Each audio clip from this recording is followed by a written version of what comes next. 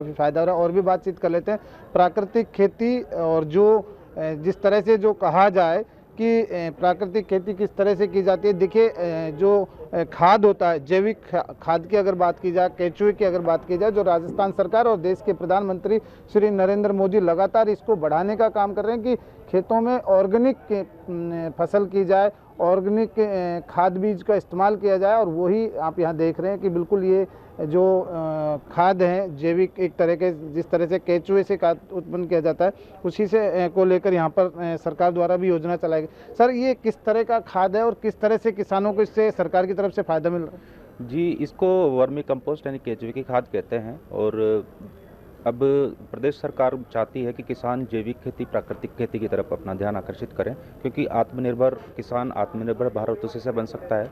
महंगे रासायनिक खेती से किसान की आय जो है वो दिन ब दिन बढ़ती जा रही है। उसके लिए जैविक उर्वरक की हमारे राजस्थान सरकार ने योजना चला रखी है, गोवर्धन जैविक उर्वरक योजना, जिसमें ये वर्मी कंपोस्ट की इकाई बनाने के लिए गवर्नमेंट 10,000 रुपये प्रति किसान तक की सब्सिडी देती है, 50% की सब्सिडी।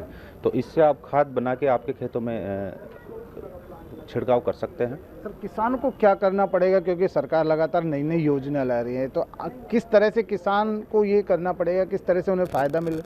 जी, इसमें किसान को इकाई तो बनानी पड़ेगी। उसके बाद जो उसके संसाधन हैं, जैसे गाय है, भैंस है, उनका जो वेस्ट है उससे आप इसको बनाते हैं।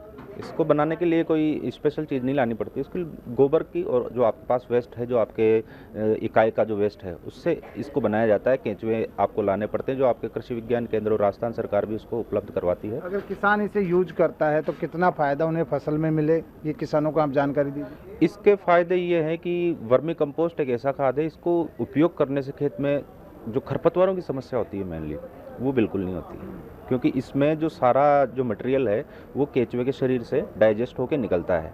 ये दूसरी आपकी गोबर की खाद और जो अन्य खादें हैं उनमें खरपतवार की समस्या मुख्य रूप से होती है, पर इसको इस्तेमाल करने से खरपतवार का समस्या बिल्कुल सॉल्व हो जाती है।